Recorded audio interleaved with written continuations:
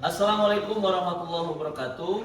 Yang terhormat Bapak atau Ibu dosen dan guru penguji uji kinerja PPG dalam jabatan tahun 2025. Perkenalkan, saya Kastoni Rais, salah satu guru di SMP Muhammadiyah 9 Jakarta, sekaligus sebagai mahasiswa PPG dalam jabatan tahun 2025 angkatan ketiga jurusan Pendidikan Agama Islam di LPTK Universitas Islam Negeri Syarif Hidayatullah Jakarta dengan NIM 42500100554. Pada hari ini Kamis 9 Oktober 2025 saya akan melaksanakan uji kinerja di SMP Muhammadiyah 9 Jakarta pada kelas 8 dengan materi iman kepada Nabi dan Rasul dengan model pembelajaran PBL atau Problem Based Learning. Terima kasih. Wassalamualaikum warahmatullahi wabarakatuh. Baik, bismillahirrahmanirrahim. Assalamualaikum warahmatullahi wabarakatuh. Waalaikumsalam warahmatullahi wabarakatuh. Gimana kabarnya? Baik. Alhamdulillah ya. Alhamdulillah, puji serta syukur kita panjatkan kehadirat Allah Subhanahu wa taala yang dimana pada kesempatan pagi hari ini kita bisa bertemu lagi dalam keadaan sehat walafiat, yaitu untuk bisa belajar kembali, mencari ilmu pengetahuan kembali dalam rangka kita menambah wawasan kita untuk menjadi anak yang bertakwa kepada Allah Subhanahu wa taala dan juga pastinya bisa berguna bagi diri kita, orang tua kita dan juga keluarga kita. Marilah kita sama-sama untuk mengawali pagi hari ini dengan membaca doa kepada Allah Subhanahu wa taala. Kita sama-sama membaca doa terlebih dahulu. Berdoa dimulai. Bismillahirrahmanirrahim. Rabbi zidni ilman warzuqni fahman. Ya Allah, tambahkanlah ilmuku dan peringgilah kecerdasanku. Amin. Oke, sebelumnya para Rais akan absen terlebih dahulu. Untuk Ananda Adia, terus Takif, Al, terus Kenny, Taraina, Atifa, terus Feli, habis itu Gendis, Ananda Naomi, Ananda Diandra, Ananda Mori, Albi, Kaisan. Iya Pak. Hari ini ada yang nggak masuk? Ada ya? Teman-teman kita ada yang nggak masuk. Ada berapa orang?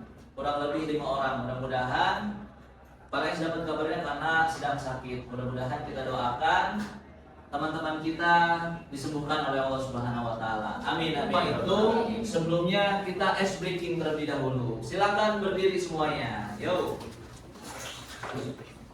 Oke. Ya, ice breakingnya simple ya. Ice breakingnya simple saja. Sakit, sekat, sekat, sikut, sikat. Berarti ada satu barang di tengah-tengah kalian, misalkan pulpen atau apa. Nah, silakan ya, boleh satu barang di tengah-tengah, nanti yang diperebutkan. Oke, satu barang aja, misalkan motor. Nah, oke, yuk, barang apa aja di tengah-tengah untuk diambil, direbut. Oke, siap? Siap nggak? Siap. Kita mulai. Sakit, sekat, sikut, sakit, sekat, Sekat. Paling gila dipakai. Ya. Sakit. Sikat. Nah. Ya, tapi kita masih percobaan. Ya. Ayo, kita mulai. Ya. Kita mulai dulu. Ya. Ayo, sekarang kita mulai. Oke, yuk. Sekarang dimulai. Sakit. Konsentrasi. Sekat. Sikut. Sekat. Sakit. Sekat. Sikut. Sakit. Sekat. Sikut. Sikat. Oke, tepuk tangan untuk kita semuanya. Oke, ada yang tahu nggak pelajaran kita pada hari ini itu apa? Ada yang tahu? Apa pelajarannya? Beriman kepada Nabi dan Rasul. Ya. Pada pelajaran sebelumnya kita sudah membahas tentang kitab-kitab Allah. Ya. Berarti kalau kitab sudah disampaikan itu menjadi pedoman untuk manusia. Dan kalau ini Nabi dan Rasul kira-kira untuk siapa? Untuk siapa? Nabi dan Rasul? Untuk manusia, ya, untuk menyampaikan risalah dari Allah Subhanahu wa taala kepada umat manusia. Nah, Pak Rais akan menayangkan video terlebih dahulu, ya. Kita simak dulu videonya. Video tentang kisah Rasul saat mulai pertama berdagang.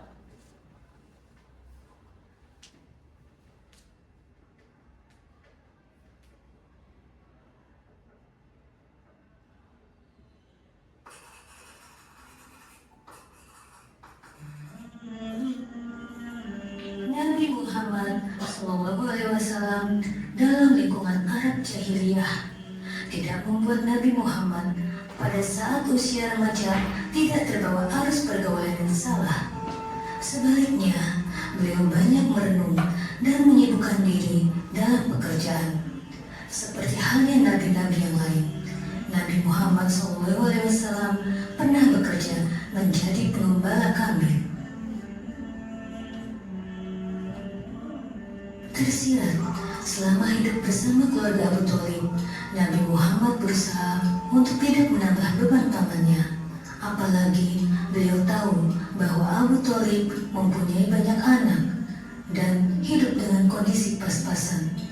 Untuk itu, Nabi Muhammad meminta izin kepada Abu Thalib agar diperbolehkan untuk mengembala kambing milik para saudagar kaya di Mekah yang dititipkan ke Abu Thalib. Tidak hanya itu, Nabi Muhammad juga belajar ilmu perdagangan kepada pamannya Abu Thalib. Pada umur 21 tahun, Nabi Muhammad mulai berdagang.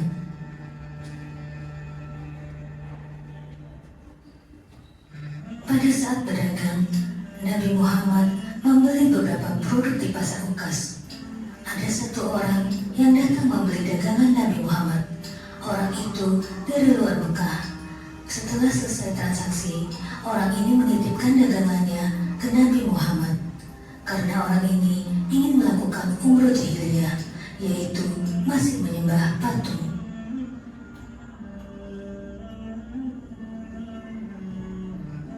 Pada saat orang itu selesai umroh, orang itu langsung pulang ke rumah.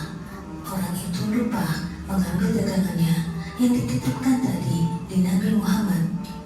3 hari kemudian, orang itu baru ingat dia menitipkan belanjaannya ke Nabi Muhammad. Jarak kampung orang ini ke Mekah 3 hari. Ketika dia baru saja tiba dan bertemu Nabi Muhammad untuk mengambil barangnya. Ketika sampai pasar Ukas, orang itu kaget melihat Nabi Muhammad dalam kondisi yang sama, menjaga barangnya dan tidak bergerak. Beliau berada di situ terus. Orang itu bertanya, "Wahai Muhammad, apakah kau menunggu dari pertama saya meminta? Kau di sini terus?" Nabi Muhammad SAW menjawab, "Iya, saya di sini karena engkau meminta saya menunggu. Karena kejadian itu, keluar julukan Nabi Muhammad sebagai Al-Amin atau orang yang paling bisa dipercaya.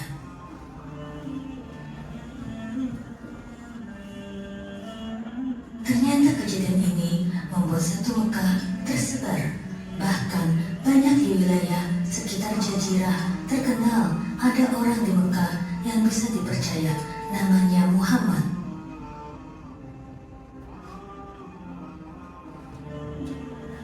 Akhirnya orang-orang Mekah termasuk Khadijah pada datang dan mengamanahkan titipan-titipannya ke Nabi Muhammad. Dan semenjak itu Nabi Muhammad menjadi pedagang yang sangat sukses.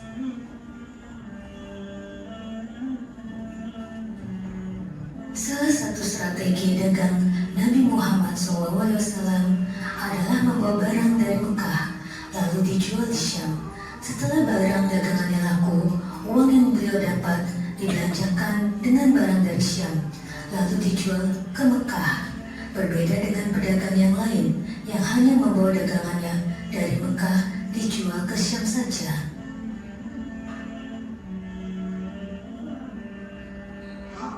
Itulah akhir kisah Nabi Muhammad ketika berdagang. Semoga kita dapat mengambil hikmah dalam cerita ini dan semoga bermanfaat bagi kita semua. Amin. Nantikan lanjutan kisahnya.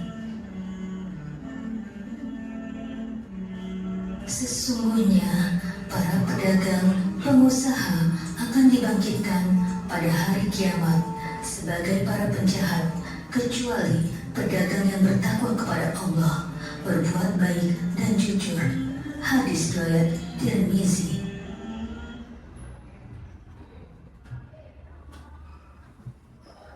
Nabi Muhammad dapat julukan apa tadi? Al-Amin, ya.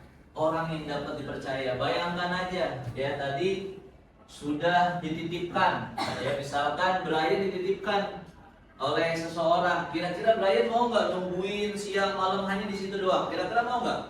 Nggak mau pastinya. Ya, jadi luar biasa Nabi Muhammad. Cuma dititipin, Pak, nitip barang. Nanti saya ambil sore selesai saya umroh, tapi umrohnya umroh jahiliyah, umroh ngiterin patung, ya. Nabi Muhammad tahu dia bukan orang Islam, bukan orang Muslim, tapi Nabi Muhammad nggak membedakan. Nabi Muhammad tetaplah Nabi Muhammad yang menjunjung tinggi namanya kebenaran dan kepercayaan. Ya, dititipin dan sampai 3 hari Nabi Muhammad di situ aja, nggak kemana-mana. Ya, tidur di situ, makan di situ, dan sampai pemudanya baru ingat dan balik lagi ternyata benar Nabi Muhammad hanya di situ dan barangnya pun terletak tidak tergeser sama sekali. Jadi itu luar biasa, ya. Jadi makanya Nabi Muhammad dijuluki sebagai Al-Amin, orang yang paling dipercaya di Mekah. Jadi luar biasa, ya. Jadi pelajaran yang bisa kita ambil dari video tadi bahwa Nabi Muhammad itu emang mempunyai sifat-sifat yang khusus, ya. Sifat-sifat yang dimana orang itu jatuh cinta padanya, ya. Dari perilakunya, dari perkataannya, dan juga dari perbuatannya. Jadi menjadi role model, ya, menjadi orang yang paling ditiru, ya, sampai sekarang, ya. Menurut pengetahuan di Google, ya, kalau kalian cari siapa orang yang berpengaruh di dunia, ya, kalau di dalam website yang dijelaskan oleh orang Amerika bahwa Nabi Muhammad itu di posisi pertama karena orang yang berpengaruh. Coba bayangin, Nabi Muhammad sudah lama lahirnya dan sampai sekarang banyak pengikutnya. Berarti kan Nabi yang tidak terputus sampai sekarang masih ada pengikutnya. Walaupun Nabi Muhammad sudah meninggal sangat lama sekali. Berarti sangat berpengaruh, ya. Nabi Isa ada nggak umatnya sekarang? Nggak ada. Nabi Musa? Nggak ada. Ya, Nabi Muhammad ada sampai hari kiamat pun ada umat Nabi Muhammad. Berarti inilah salah satu kelebihan dari Nabi Muhammad SAW. Ya, berarti kalau misalkan mengapa sifat-sifat Nabi Muhammad itu bisa bisa mempengaruhi untuk kehidupan kita, memberikan contoh kepada kita. Kenapa? Ada yang tahu nggak? Kenny, misalkan, kenapa Nabi Muhammad itu memiliki sifat yang baik dan bisa menjadi contoh untuk kita? Apa Kenny kira-kira?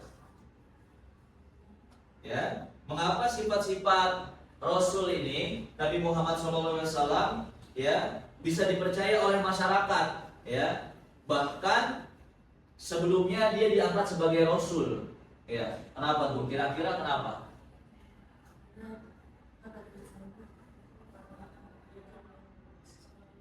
Ya, karena orangnya jujur dan selalu dipercaya. Karena dia emang belum diangkat sebagai Rasul aja dia udah dipercaya oleh banyak orang, ya. Apalagi diangkat sebagai Rasul lebih banyak lagi yang percaya, ya. Berarti nanti kita akan membahas, ya.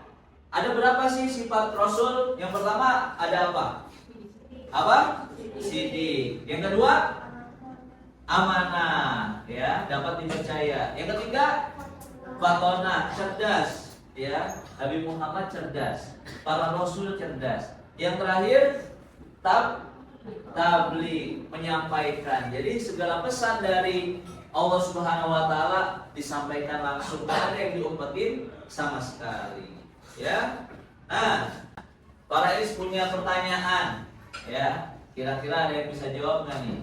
Pertanyaan yang pertama, mengapa Allah mengutus para rasul kepada manusia? Siapa yang bisa jawab? Ya, Ananda Naomi, silakan. Untuk menyampaikan wahyu kepada seluruh manusia. Ya, benar, 100 untuk Naomi. Jadi mengapa Allah mengutus para rasul kepada manusia? Yang pastinya untuk menyampaikan wahyu, ya, untuk menyampaikan pesan-pesan dari Allah Subhanahu wa taala supaya kita menjadi atau kita mempunyai pegangan hidup supaya bisa terarah kehidupan kita.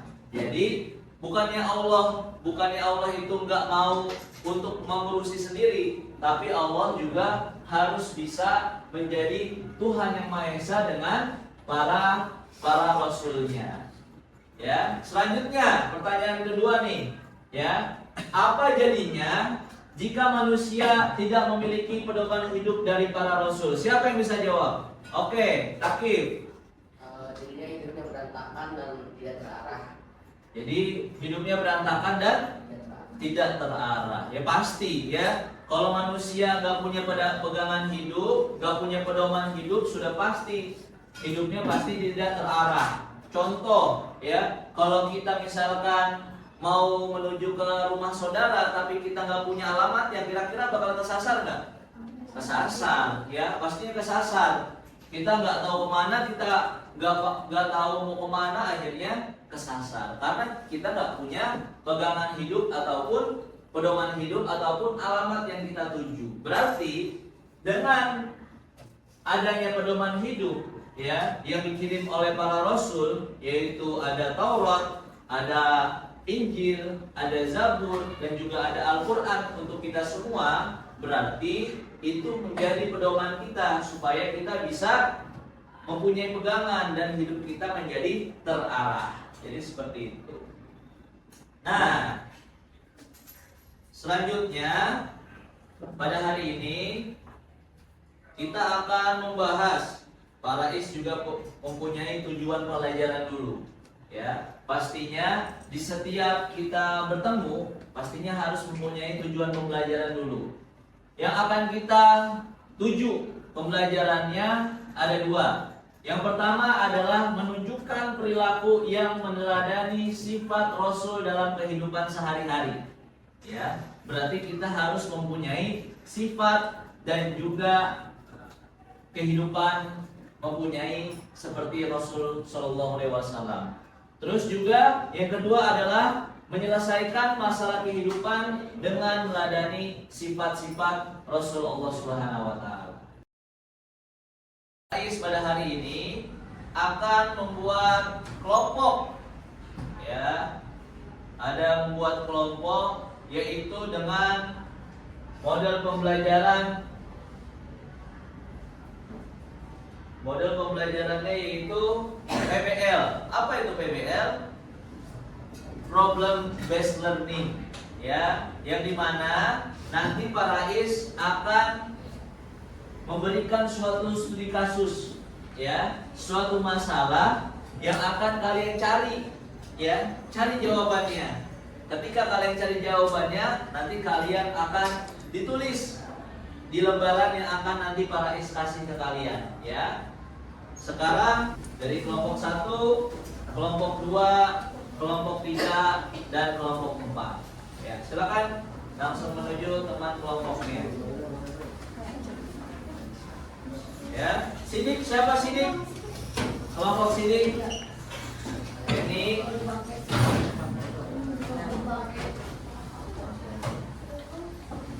Ya. Lanjut.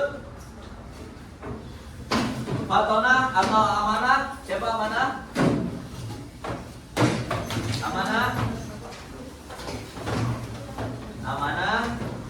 Fatona. Tablik terakhir. Boleh di sana tablik. Ya.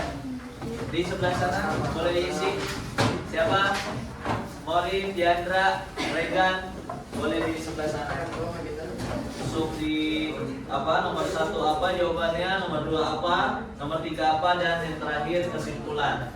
Ya, dimasukkan ke lembar jawaban atau lembar kerja kalian sendiri. Zarina di mana? Ya, silakan bergabung dengan teman kelompoknya.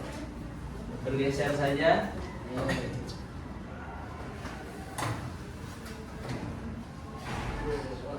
Yuk, silakan Kenny madep sini aja biar berbarengan dengan teman kelompoknya. Brian, Gaisan, ya Aldi, silakan.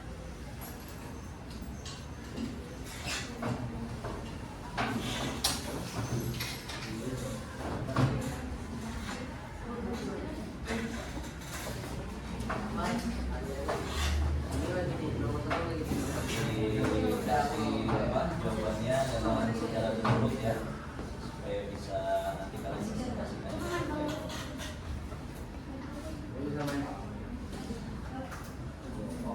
Ya.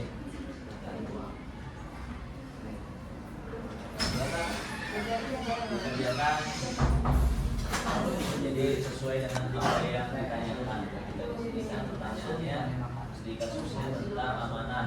Nah, misalkan kalian baca dulu masalahnya, habis itu apa kesalahan yang dilakukan oleh Ihsan, dan habis itu silakan kalian jawab. Oke? Oke, sudah mulai dijawab ya. Baca ya. Ya, dibaca dulu soalnya, kasusnya baru nanti langsung dijawab. Iya benar, 1, 2, 3 dan baca kesimpulan.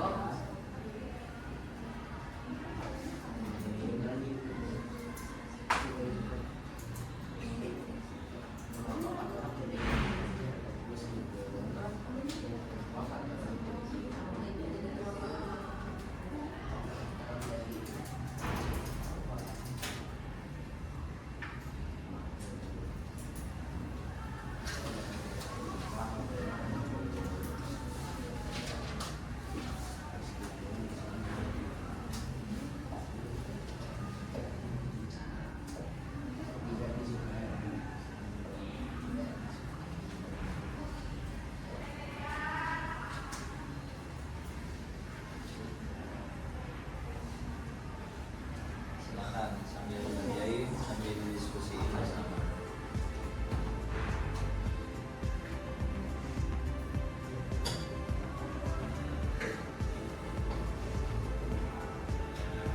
Ya, waktunya tinggal 10 menit lagi ya. Silakan kalian segera untuk ditulis, dikerjakan. Habis itu nanti satu persatu dari kelompok akan dipresentasikan bersama.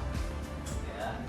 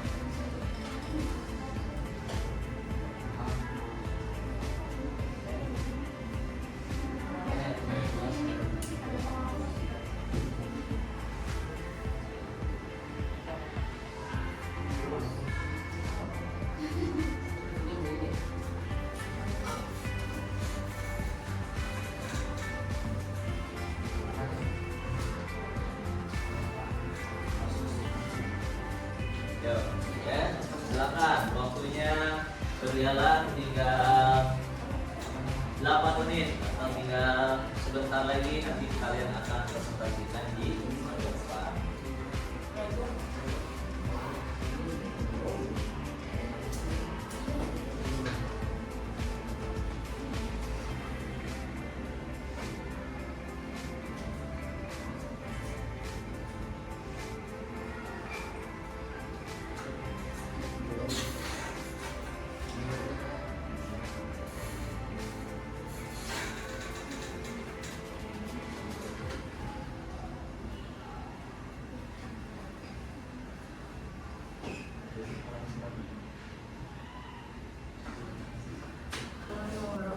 Waalaikumsalam warahmatullahi wabarakatuh.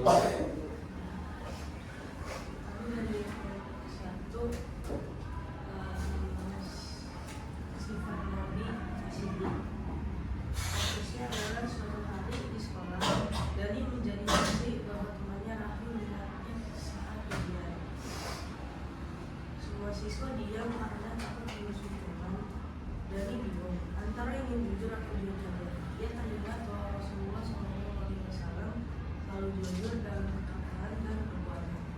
Maka ketika kejujuran bisa membuat beliau bicara orang kafir orang. Ada beberapa pertanyaan yang harus jawab. Jika kamu dijalani apa yang sebenarnya melakukan, mengapa kejujuran penting meskipun bisa membuat kita lebih percaya sebagai orang, dan bagaimana cara dari sifat hidup Rasulullah SAW di sekolah. Jadi dari hasil diskusi kita, yang nomor 1 jawabannya menasihati Rafi dan mengingatkan bahwa menyontek atau berbohong itu dosa, serta mengingatkan kita harus mengikuti sifat-sifat Rasulullah SAW.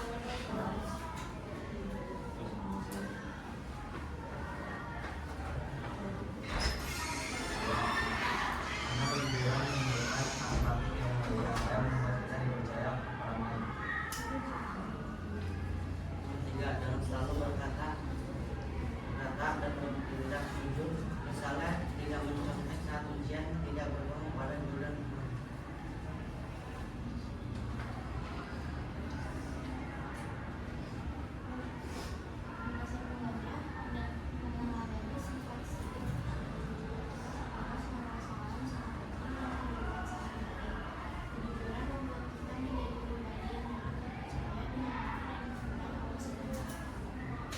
Oke, kita beri aplaus dulu untuk kelompok pertama.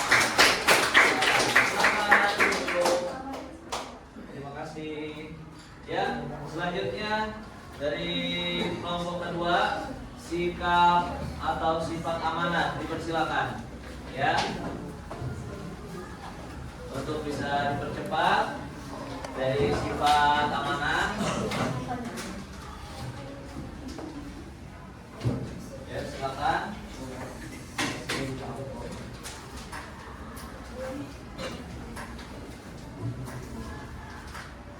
Assalamualaikum warahmatullahi wabarakatuh. Waalaikumsalam warahmatullahi wabarakatuh. Kami dari kelompok 2 amanah. Kami akan mempresentasikan hasil jawaban diskusi kami. Jadi kasusnya guru kelas mempercayakan kepada Nisa untuk mengumpulkan uang kas dan membayarkannya ke bendahara. Namun karena tergoda, Nisa menggunakan sebagian uang itu untuk membeli makanan dengan niat akan menggantinya nanti.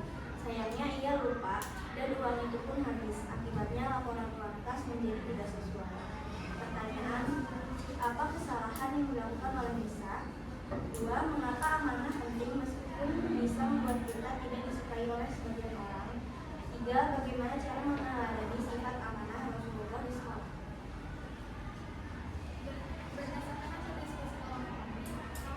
Berarti tadi sudah kita sama-sama ya berdiskusi bersama. Terakhir tinggal kita sama-sama membahas ya terkait dari kelompok pertama.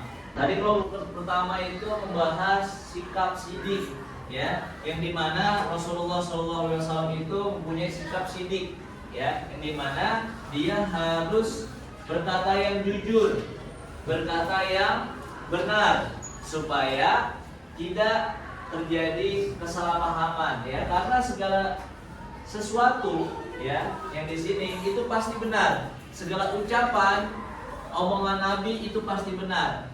Ya, tidak ada omongan Nabi itu yang salah, karena semuanya omongan Nabi itu benar.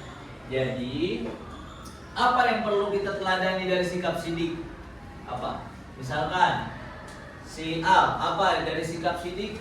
Kalau menurut Al, gimana kita cara meneladaninya kalau di sekolah? Jujur, apa lagi? Tidak mencontek dan lain sebagainya. Ya, itu adalah salah satu kita bisa meneladani sifatnya Rasulullah SAW, yaitu sikap atau sifat Siddiq. Ya, sifat Siddiq. Nah, terus kelompok 2 yaitu sifat amanah. Ya, yaitu amanah dapat dipercaya. Ya, berarti kayak video yang tadi kita tonton ya, bahwa Nabi Muhammad itu sudah sudah dipercaya banget sebelum dia menjadi Rasul ya. Dari video tersebut tadi Rasulullah SAW sudah dipercaya karena dia beramanah. Dia dititipkan barang, tetapi barang itu tidak bergerak sama sekali sampai orangnya itu diambil lagi, mengambil kembali. Ya, berarti apa yang perlu kita contoh dari sikap amanah kalau selama kita di sekolah? Misalkan Diandra, apa sifat amanah yang bisa kita contoh diterapkan di dalam sekolah?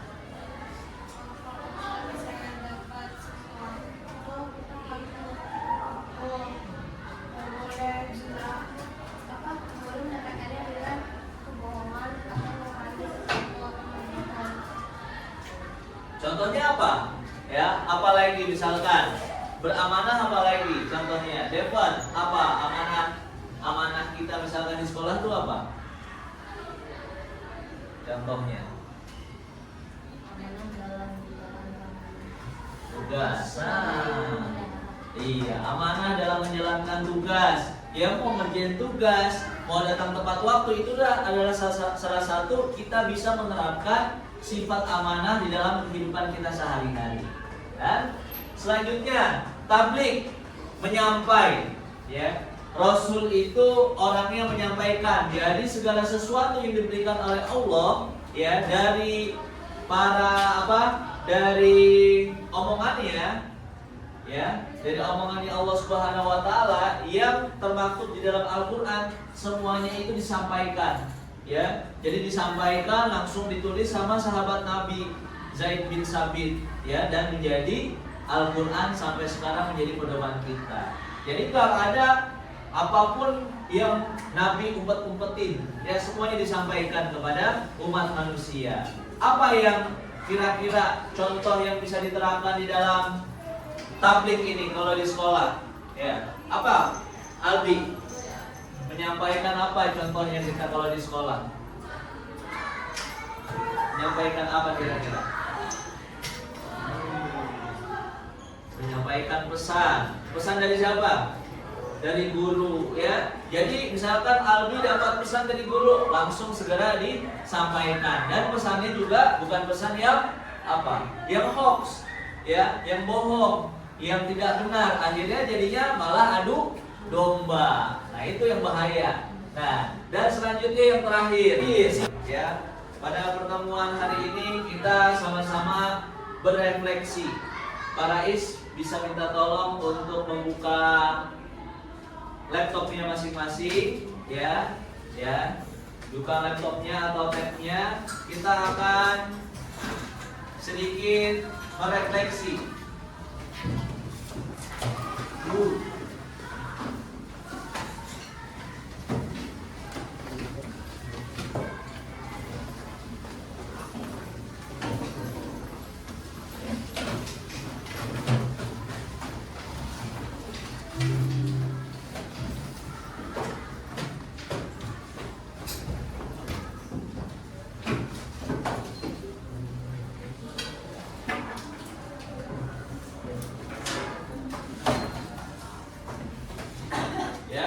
buka aplikasi Mentimeter ya. Nanti kalian tinggal untuk mengisi aja ya sambil menunggu. Nah ini ya kodenya 75598850. Nah silakan kalian mengisi refleksi kita pada hari ini ya. Nilai apa yang paling kamu ya kalian butuhkan untuk diterapkan pada hari ini dari sifat keempat sifat tadi ya. Apakah kalian perlu sidik? Apakah kalian perlu patona? Apakah kalian perlu tablik? Apa kalian perlu amanah? Ya silakan kalian bisa patona ya. Ada yang menjawab patona, amanah ya. Kodenya 75598850. Amanah, sidik, tablik. Nah berarti setiap orang nih beda-beda ya. Setiap siswa, setiap kalian ini beda-beda ya. Berarti ada semuanya, ada yang bilang semuanya. Berarti langsung dari satu hari itu semuanya, dari sifat jujur, dari sifat amanah, dari sifat patona, dan juga sifat tablik. Nah, ini jadi nilai-nilai yang kalian butuhkan pada hari ini seperti itulah, banyak nih ya. Patona dan amanah semuanya juga ya.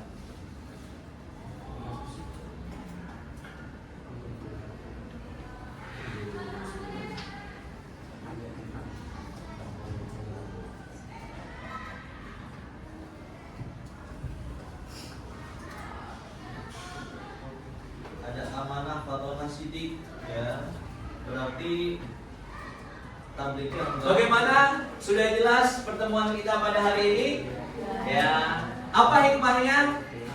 Ya, kita bisa menerapkan sifat sidik, sifat amanah, sifat tablik, dan juga terakhir sifat patona. Ya, siap melaksanakan semua itu?